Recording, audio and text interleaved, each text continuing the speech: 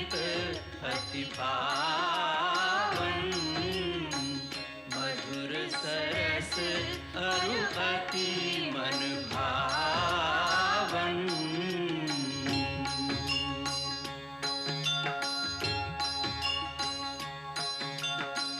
पुनि पुनि कीर्तने हो सुने सुनाए, पिय की प्यास बुझत न बुझाए।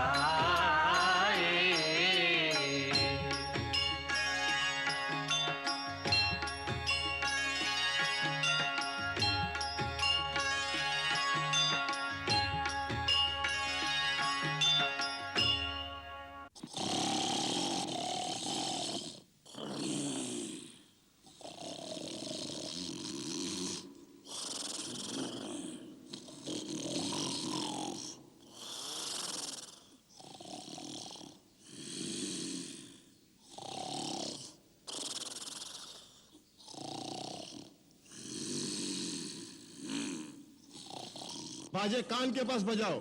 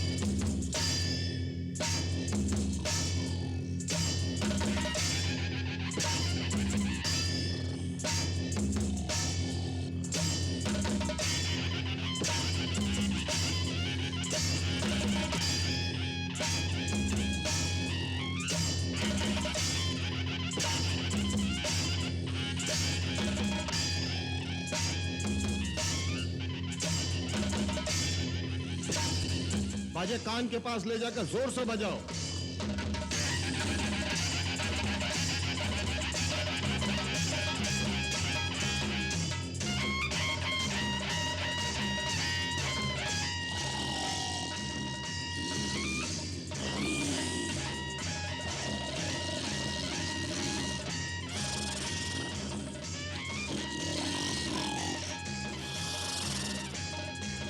और जोर से।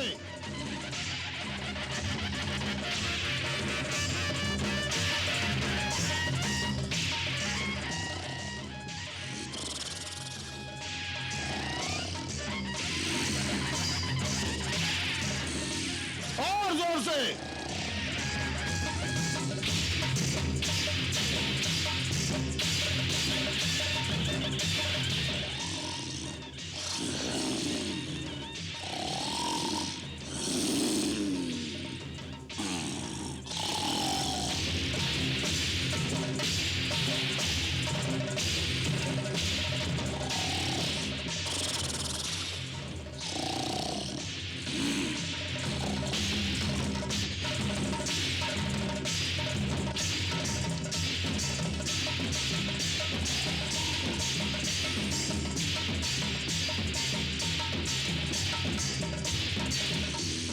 कोई लाभ नहीं।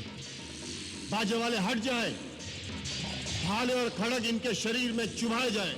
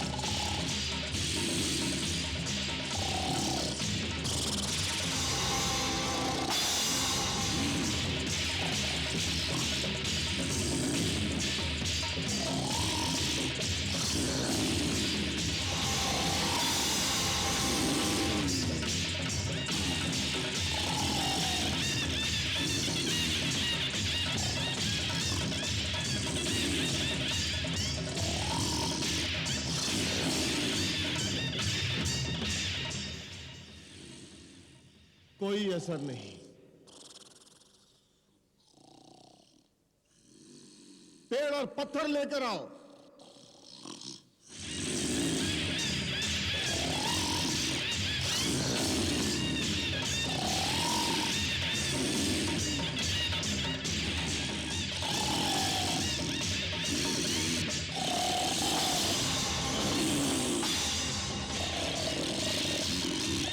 कटार मारो, भाले मारो, अरे नगाड़े जोर से बजाओ।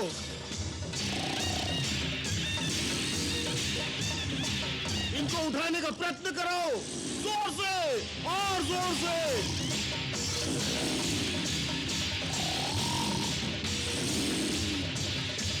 ठंडा पानी इनके शरीर पर डालो।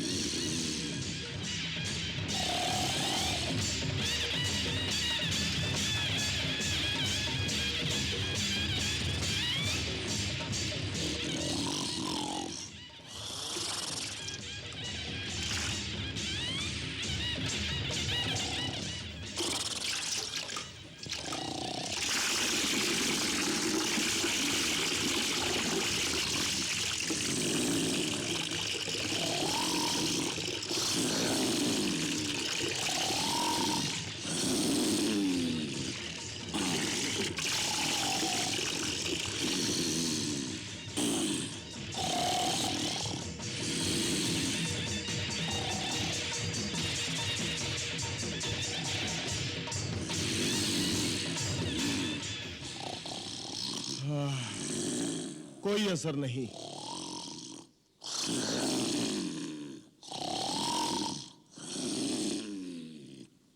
हाथी की चिंगार से जगाओ।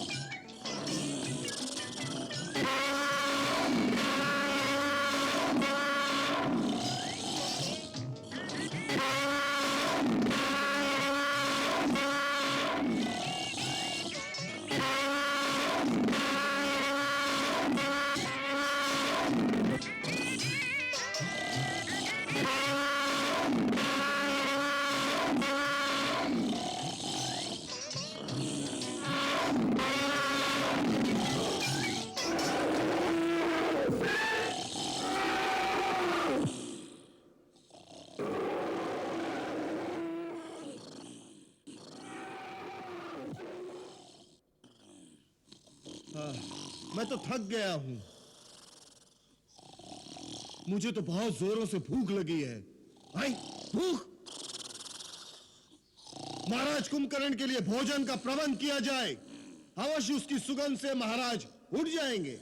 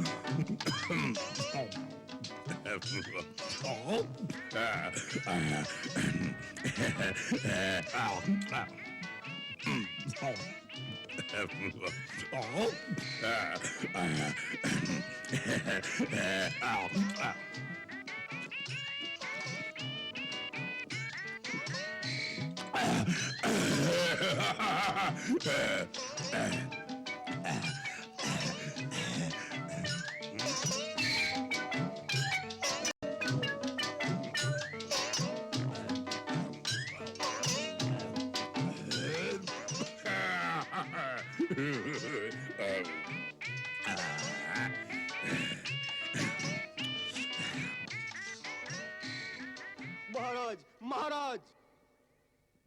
सेनापति विरूपाक्ष, समय से पहले हमें जगाने का साहस तुमने कैसे किया? लंकाधिपति रावण कुशल से तो हैं? जी छोटे राजा, महाराज रावण सकुशल अपने महल में विराजमान हैं। तो फिर क्या है? लंका पर तो कोई विपत्ति नहीं आई? जी, अभी तक तो लंका पूरी तरह सुरक्षित है, परंतु अब उसकी सुरक्षा संकट में है। चारों ओर से सुग्रीव की वानर सेना ने घेर लिया है। वानर सेना ने घेर लिया है? परंतु वानरराज वाली के साथ तो हमारी संधि थी। वाली मारा जा चुका है। उसका छोटा भाई सुग्रीव वानर देश से सिंहासनारूढ़ है और अयोध्या के वनवासी राजा राम की सहायता के लिए उसने अपनी सेना सहित लंका पर चढ़ाई कर दी है। वानरों ने लंका की राजधानी को घेर रखा है। परंतु क्यों? अयोध्या के राम को लंका से क्या चाहिए? अपनी पत्नी। अपनी पत्नी? अर्थात लंकेश्वर उनकी पत्नी सीता को हर लाए हैं। सीता को हर लाए? साक्षात जगदंबा को हर लाए? ऐसी दुर्बुद्धि उनके मन में कैसे उत्पन्न हुई? किसी ने उन्हें समझाया नहीं? जी, आपके छोटे भाई विभीषण ने भरे दरबार में उन्हें यह बात समझाने का साहस किया था, तो महाराज रावण ने उन्हें लात मारकर राज्य से निकाल दिया। हैं? क्या शत्रु बहुत शक्तिशाली है? आज रणभूमि में राम ने न केवल लंकेश्वर का उपहास किया, बल्कि उनका घोर अपमान भी किया है। निशस्त्र करके उन्हें यह कह के छोड़ दिया कि जाओ, अभी थक गए होंगे। मैं थके हुए निहत्थे शत्रु पे वार नहीं करता। महाराज रावण अपने भवन में आपकी प्रतीक्षा कर रहे हैं।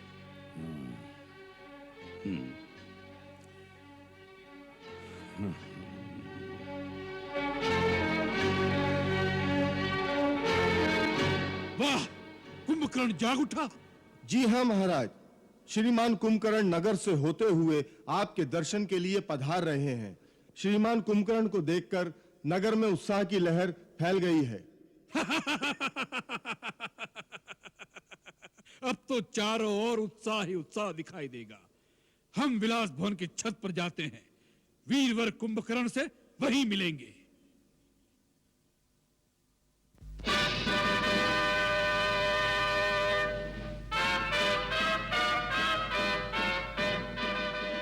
दीर्घायु भव।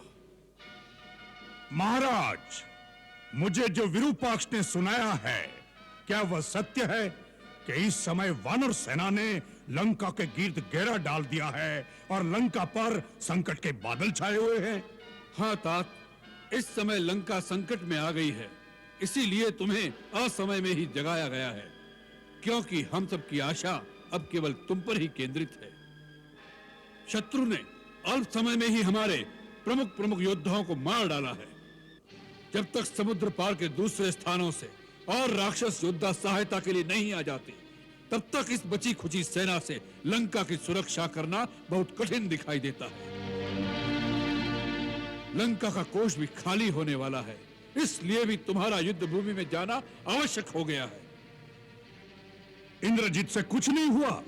जब हम स्वयं राम से टक्कर नहीं ले सके, तो इंद्रजीत उसका सामना कैसे कर सकता था? इसलिए अभी तक हमने उसे युद्ध में नहीं भेजा है। आप स्वयं क्या रणभूमि में गए थे? हाँ, जब प्रहस्त और मकराक्ष भी मारे गए, तब हमने सोच लिया कि शत्रु ऐसे योद्धाओं से वश में आने वाला नहीं है।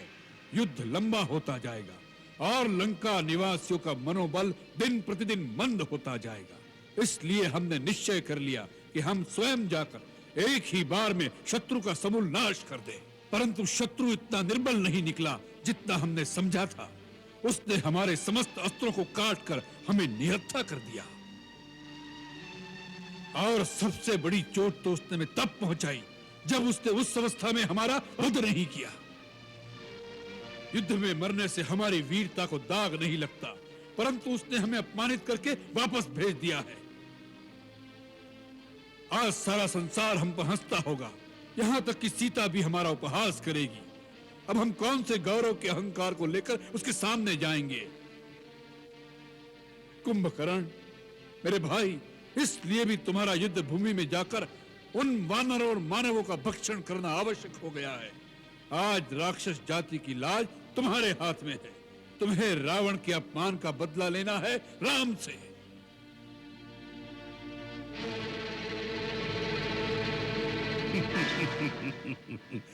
तीनों लोकों का विजेता रावण, जिसके आगे शस्त्रहीन, श्रीहीन और मानहीन होकर रह गया, उस पर भी आपने इस बात पर ध्यान नहीं दिया कि वास्तव में श्री राम कौन है। कुंभकर्ण!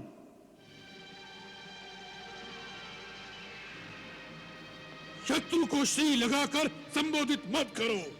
महाराज, आंखें बंद कर लेने से सूर्य का प्रकाश लोप नहीं हो जाता। जो तीनों लोकों के स्वामी हैं, स्वयं श्रीमान नारायण हैं, उन्हें श्री राम ही कहना पड़ेगा। भैया, शायद आप ये भूल गए हैं कि श्री राम से कई पीढ़ियां पहले इक्ष्वाकु वंश के एक राजा ने आपको श्राप दिया था कि जब स्वयं श्रीमान नारायण हमारे कुल में अवतार लेंगे, तब वह उसी न रूप में आपका विनाश करेंगे। वो बात भी भूल गए जो नारद ने मुझे बताई थी कि विष्णु ने राक्षसों का नाश करने के लिए अयोध्यापति दशरथ के घर जन्म लिया है। भैया, ब्रह्मा की बात भी भूल गए फिर भी आप महारानी सीता का हरण कर लाए, जो स्वयं लक्ष्मी का अवतार है। हमें अपनी बहन के अपमान का बदला लेना था। हमारे भाई के वध का प्रतिशोध क्या हमारा कर्तव्य नहीं था? तो उस कार्य को वीरों की भांति करते। चोरों की भांति एक स्त्री का हरण करके क्या आपका मस्तक गौरव से ऊंचा हो गया है? शूर्पणखा मेरी भी तो बहन थी। आज मुझे जिस प्रकार उठाया है, उस दिन यह हीन कार्य करने से पहले मुझे जगाते तो मैं आपको बताता कि प्रतिशोध कैसे लिया जाता है। राजा के लिए उचित ही नहीं, यह आवश्यक भी है कि वो हर महत्वपूर्ण कार्य अपने परम विद्वान और सच्चे हितैषी मंत्रियों के परामर्श से ही करे। राजा को चापलूसों और ऐसे स्वार्थी मंत्रियों की बातों में नहीं फंसना चाहिए, जो अपना निजी हित और अर्थ स्वार्थ के लिए राजा के साथ अपने देश को भी शत्रु के हाथों बेच सकते हैं। ऐसे ही मंत्रियों के लिए शास्त्र कहता है कि विनाशयन्तो भर्तारम सहिताः शत्रुभिर्बुधैः विपरीतानि कृत्यानि कारयन्ति हि मंत्रिणः तान भर्ता मित्र संकाशान अमित्रान मंत्र निर्णय व्यवहारेण जानियात सचिवानु उपसंहितान। कुंभकर्ण, यह समय शास्त्र सुनाने का नहीं है। हर बात अपने अपने समय पर ठीक लगती है। यही तो मैं कहना चाहता हूं भैया, कि आपने उचित समय पर उचित बात नहीं की। नीति कहती है कि पुरुष को धर्म, अर्थ और काम का सेवन उचित समय पर ही करना चाहिए। जैसे प्रातः काल धर्म का, मध्याह्न काल में अर्थ सेवन का और रात्रि में काम सेवन का विधान है। इन तीनों में भी धर्म श्रेष्ठ है। अतः जहां अर्थ और काम का सेवन धर्म विरुद्ध हो, वहां उन दोनों की उपेक्षा करके धर्म के अनुसार ही चलना चाहिए। सीता का हरण करते समय आपने धर्म और अधर्म की बात नहीं सोची। मंदोदरी भाभी और विभीषण की नीति और धर्मयुक्त बात नहीं सुनी। केवल अपनी काम वासना की पूर्ति का बहाना ढूंढा है आपने। इसी का यह फल है जो आज सारे लंकावासी भोग रहे हैं। एक गुरु या आचार्य की भांति हमें उपदेश सुनाना है तो जाओ, जाकर फिर से सो जाओ। हमें तुम्हारी कोई आवश्यकता नहीं है। यह समय है संकट का। इस समय तुम्हारा क्या कर्तव्य है, वही बात करो। मान लिया हमने भ्रम से नारायण को नहीं पहचाना, मान लिया अपने चित्त के मोह में एक स्त्री का हरण कर लिया, मान लिया अपने गौरव और अहंकार में हमने किसी का परामर्श नहीं सुना। इन सब बातों की चर्चा करने से इतिहास पीछे नहीं मुड़ जाएगा। जो बीत गया बुद्धिमान उसका शोक नहीं करते, भविष्य की चिंता कर्मयोगी नहीं करता। इस समय इस क्षण क्या करना है उसका ही निश्चय आवश्यक हो जाता है। तो निश्चय कर लो कि तुम्हारा अपनी जाति के प्रति, अपने भाई के प्रति कुछ कर्तव्य है या नहीं। तुम हमें शास्त्र सुना रहे थे। अरे शास्त्र में तो यह भी लिखा है कि यदि भाई ने कोई पाप भी किया हो, वो अपराधी भी हो, तब उस संकट में जो उसका साथ दे वही भाई कहलाने योग्य होता है। अपराधी को तो शिक्षा सभी दे सकते हैं, परंतु भाई वही है जो संकट में साथ खड़ा रहे, सहायता करे, शिक्षा न दे। सहृदयो विपन्नार्थम दीनमभ्युपद्यते स बंधुर्यो अपनितेषु सहायायोपकल्पते। सोच लो, रावण के कारण ही सही, परंतु रावण के साथ राक्षस जाति का विनाश हो जाए, यह तुम्हें स्वीकार है या नहीं? तर्क का समय नहीं है। यदि मन में कोई संशय है, यदि कर्तव्य का पथ साफ दिखाई नहीं देता, तो युद्ध में जाने से कोई लाभ नहीं। जाओ, जाकर सो जाओ। रावण को अपनी आन निभाना और शान के साथ जीना और मरना दोनों आते हैं। जाओ।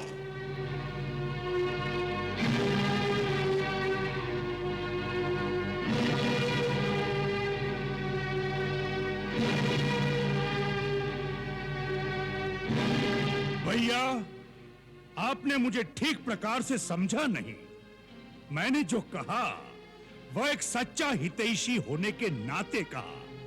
वो मेरा अधिकार भी था और कर्तव्य भी। इस समय मुझे क्या करना है उसके बारे में न मेरे मन में कोई शंका है, न मेरे पथ पे कोई अंधकार। मैं तो छोटा भाई हूं और छोटे भाई का एक ही धर्म है, जब तक वो जीवित है और स्वस्थ है तब तक बड़े भाई को कोई भी कष्ट नहीं होना चाहिए। उसके जीते जी यदि बड़े भाई को चिंता रहे या वो संकट में आ जाए तो छोटे भाई पर धिक्कार है। छोटा भाई मित्र भी है और सेवक भी है।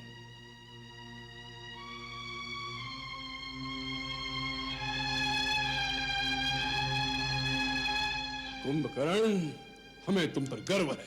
तुम राक्षस जाति की नाक हो। भैया, अब आप युद्ध की चिंता भूल जाइए। मैं आपको वचन देता हूं कि आज सूर्यास्त होने से पहले उस वनवासी राजकुमारों के मस्तक लंका की गली कूचों में से गेंद की भांति पैरों से लुढ़काता हुआ लेकर आऊंगा, ताकि जिनके प्यारे संबंधी इस युद्ध में मारे गए हैं वह भी आकर उसे एक एक ठोकर मार सके। यदि मैं जीवित रहा तो आज रात को लंका में विजय का उत्सव होगा। परंतु क्या? परंतु भैया, सबकी बात सच निकली और वो सचमुच भगवान है तो भी मैं पीठ नहीं दिखाऊंगा। अपने भाई की आन के लिए रणभूमि में लड़ता हुआ मर जाऊंगा, यह मेरा वचन है। मृत्यु की बात ही मन में क्यों लाते हो कुंभकर्ण? तुम अवश्य विजयी होगे। हम सेना नायक को आदेश देते हैं कि तुम्हारे साथ जाने के लिए चतुरंगी सेना तैयार की जाए। नहीं भैया, मुझे सेना की कोई आवश्यकता नहीं। रणभूमि में मैं अकेला ही जाऊंगा। मेरे हाथ में केवल शिव का त्रिशूल होगा। उनकी आधी सेना तो मेरे पांव के नीचे कुचल जाएगी। भैया, मुझे आज्ञा दीजिए और आशीर्वाद दीजिए कि मेरे कारण आपका गौरव और बढ़े। भैया, एक प्रार्थना करूं? कहो। यदि मैं रणभूमि में मारा गया तो समझ लेना फिर उन्हें कोई नहीं जीत सकता।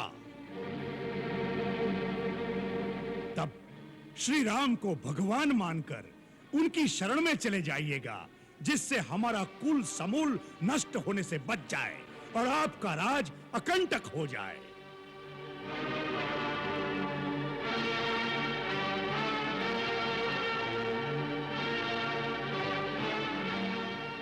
प्राणी जब अपने कुटुंबी जनों के साथ बैठकर ऐश्वर्य भोगता है तभी वह प्रसन्न और संतुष्ट हो जाता है। यदि तुम जैसे भाई नहीं रहे तो तीनों लोकों का साम्राज्य रावण के लिए किस काम का? भाइयों के बेटे अपने बेटे मरवा कर कैसे ऐश्वर्य भोग सकेगा रावण?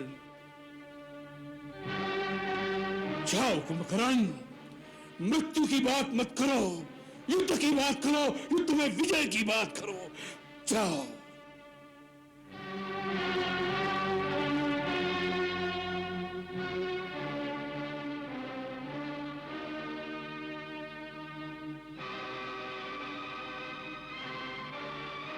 भैया, मुझे आशीर्वाद दीजिए।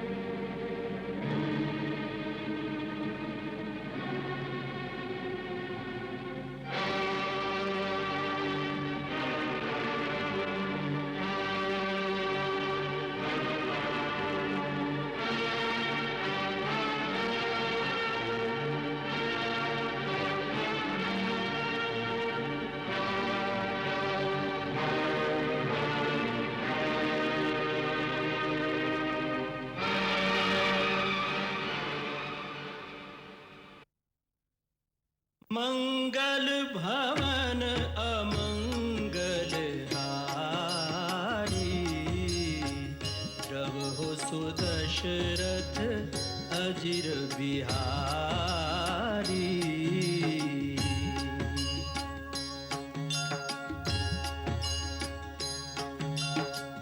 सीताराम चरित अति पावन, मधुर सरस अरु अति मन भावन।